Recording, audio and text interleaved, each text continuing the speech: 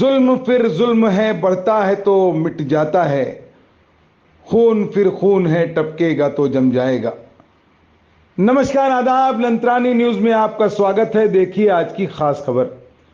दोस्तों, आप फिलिस्तीन में इसराइल और सह्यूनी ताकतों के जुल्म जबर से वाकिफ हैं।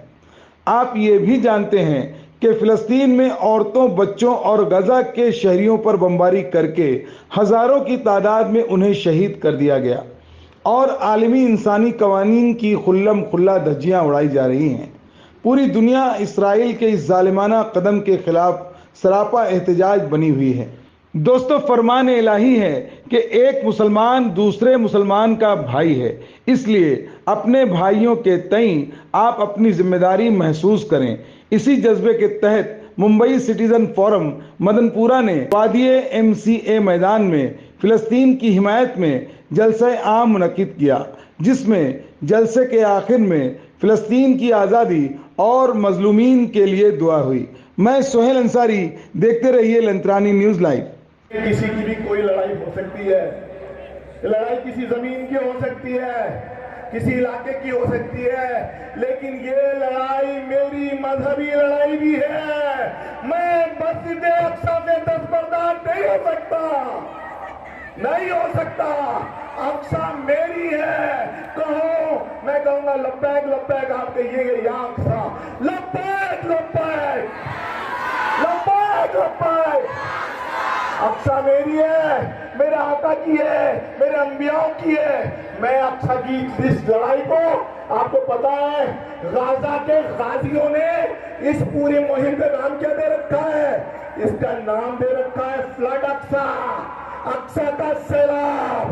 अक्सा का सैलाब देख लिया, आप देखोगे वो गासिब और जालिम मुल्क, फिर अक्सा पे अगर कुछ होता है तो फिर एक सैलाब आएगा। ये जालिम मुल्क दस्त को बर्दाश्त हो जाएगा, निस्फ नाबूद हो जाएगा।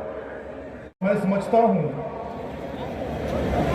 कि जिस तरह से अभी फिरोज मिठीवर वाला ने बात की है, मैं फलस्तीन की तारीख, इजराइल का जुल्म और फलस्तीन का वजूद कैसे हुआ और इजराइल का वजूद कैसे हुआ, इसकी लंबी चौड़ी तारीख में न जाते हुए, फिरोज भाई की बात को आगे बढ़ाते हुए मैं कुछ बातें आपके सामने रखना चाहता हूं। यह बिल्कुल सच है कि 7 अक्टूबर को खुद नेतन्याहू ने एक गहरी साजिश के तहत अपने ही मुल्क के बाशिंदों को उनका कत्लेआम किया।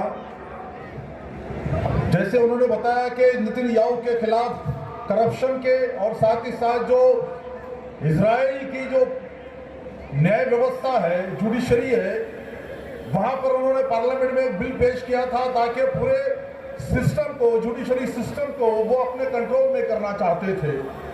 और उनके लिए बहुत जरूरी था कोई बहुत बड़ा धमाका हो, ताकि जो फलस्तीनी, जो इजरायली लोग थे, जो लाखों की तादाद में सड़कों पर आकर नेतन्याहू के इस्तीफा की मांग कर रहे थे, उन तमाम लोगों को, उनके ख्यालात को, उनके जज्बात को, उनके उस आंदोलन को डाइवर्ट करने के लिए कोई बहुत बड़े धमाके की जरूरत थी। और फिर जब उनको बहुत पहले पता भी था कि हमास इस तरह का कोई अटैक कर सकता है, इनके पास कोई जगह नहीं थी रहने के लिए, ये मारे मारे फिर रहे थे, तो सब फलस्तीनियों ने इनको जगह दिया। आज मैं अपने घर में आपको जगह दे रहा हूं और आप मुझे मेरे घर से निकाल देना चाहते हो।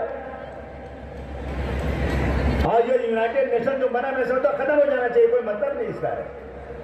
दुनिया के मुल्कों की एक पंचायत बनी है कि जब कहीं कुछ हो तो यह पंचायत तय करेगी, मगर इस पंचायत की हैसियत क्या है? कितने उसमें यूनाइटेड नेशन में कितने रेजुलेशन पास हुए हैं? सबकी कोई हैसियत नहीं, उसका सबका जो है बाईपास करके इसराइल अपनी मनमानी कर रहा है। मैं समझता हूं कि पानी सर से ऊंचा हो चुका है।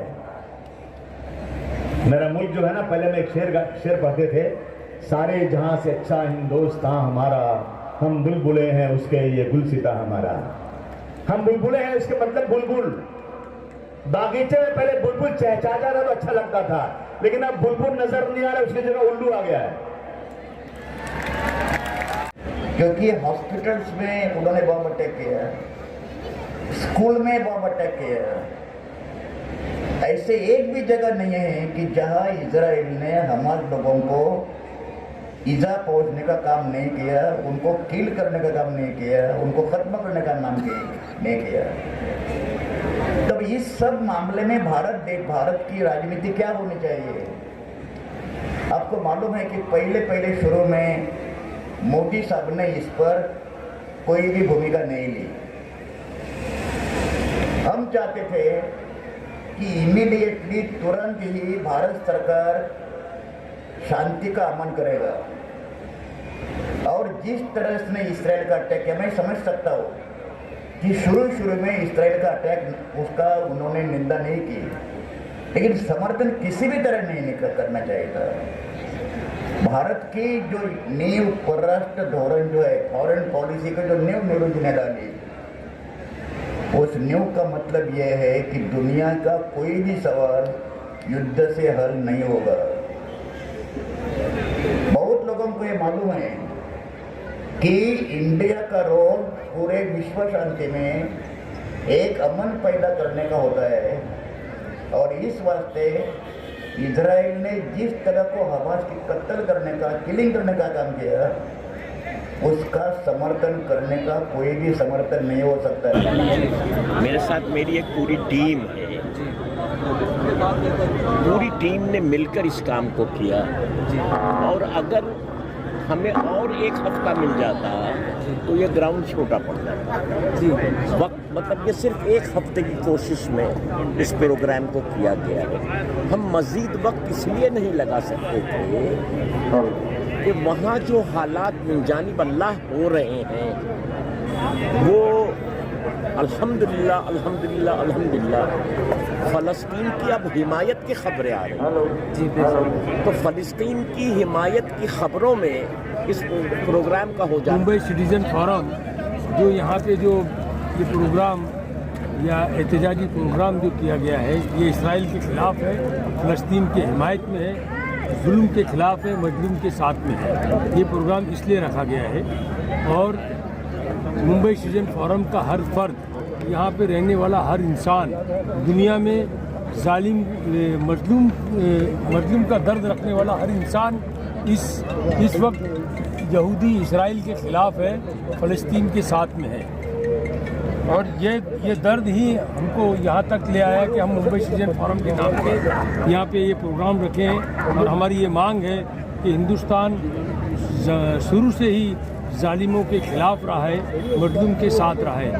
हालांकि हमारा हिंदुस्तान अभी भी फ़लस्तीन की हिमायत का ऐलान कर चुका है। हम चाहते हैं कि आगे भी हिंदुस्तान का स्टैंड इसी तरह बरकरार रहे, और हम ये चाहते हैं कि हमारी गवर्नमेंट, हमारी सरकार किसी भी तरह एक कोशिश करे, ये पहल करे कि ये जो गाज़ा में जो जुल्म इसराइल ने कर रहा है वो किसी तरह रुक जाए।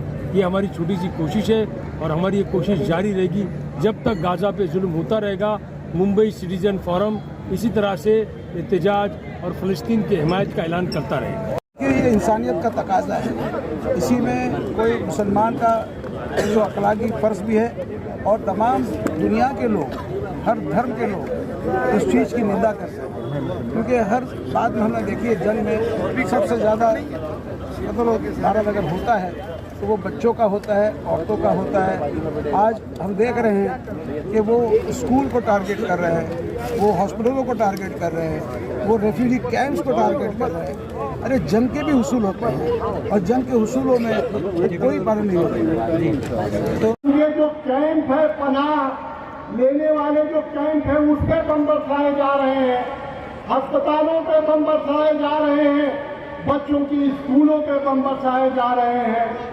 आज चारों तरफ फिलिस्तीन में, गाजा में खूनरेजी है, चारों तरफ खून ही खून सड़कों पे है। आज उन मजलूमों की हिमायत में आपने यहाँ इकट्ठा होके इतनी बड़ी तादाद में, खास तौर से आगरीपाड़ा, मदनपुरा, नागपाड़ा और इसके इर्द गिर्द रहने वाले हमारे तमाम भाई बहन और हमारी यहाँ जो नकाब पोश औरतें हैं, उन्होंने ये साबित कर दिया कि जुल्म के खिलाफ हमेशा मुंबई सबसे आगे रहेगा लड़ने में। और मुंबई में मदनपुरा, जिसने एक तहरीक को जन्म दिया है, चाहे वो एनआरसी का मामला रहा हो, चाहे सीए का मामला रहा हो। हमारी बहनों ने इसी एनआरसी के मामले में यही नागपाड़ा में होटल अरबिया पे कम से कम 1 महीने जो जिस तरीके का धरना और प्रदर्शन किया, वो भी तारीख के किताबों में लिखा जाएगा। इसलिए साथियों, जब फिलिस्तीन के लिए कोई मीटिंग बुलाने की बात हुई तो बार बार ये कहा गया कि सरकार की इजाजत नहीं होगी। मैं कहना चाहूंगा, हिंदुस्तान की सरकार की आजादी से लेके आज तक 1950 से लेके 2019 तक जो भी सरकारें रही हैं, चाहे पंडित जवाहरलाल नेहरू की सरकार रही हो, चाहे वो लाल बहादुर शास्त्री की सरकार रही हो, चाहे वो इंदिरा गांधी की सरकार रही हो, चाहे वो अटल बिहारी वाजपेयी की सरकार रही हो, हमारे देश की पॉलिसी रही है, ये हमारा कानून रहा है कि हमने हमेशा पूरी दुनिया में मजलूमों का साथ देने का काम किया है, जालिमों की मुखालफत की है।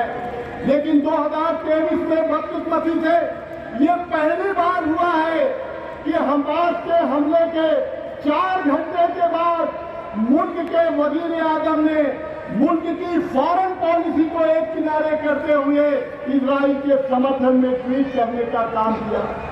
और साथियों, इससे प्रधानमंत्री की ही नहीं, पूरे हिंदुस्तान की जो इमेज थी, जो छवि थी, उसको उन्होंने पूरी दुनिया में खराब करने का काम किया। और जब पूरी दुनिया का दबाव प्रधानमंत्री कार्यालय पे पड़ा, भारत की सरकार पे पड़ा, तो उनके प्रधानमंत्री रहते ही फॉरेन मिनिस्ट्री ने 48 घंटे के अंदर ये कह दिया कि हम फिलिस्तीनियों के साथ हैं, हम इजराइल के साथ नहीं हैं। लाइक कीजिए, सब्सक्राइब कीजिए और शेयर कीजिए। बेल आइकॉन का बटन दबाना ना भूलिए और देखते रहिए लंत्रानी न्यूज़ लाइव।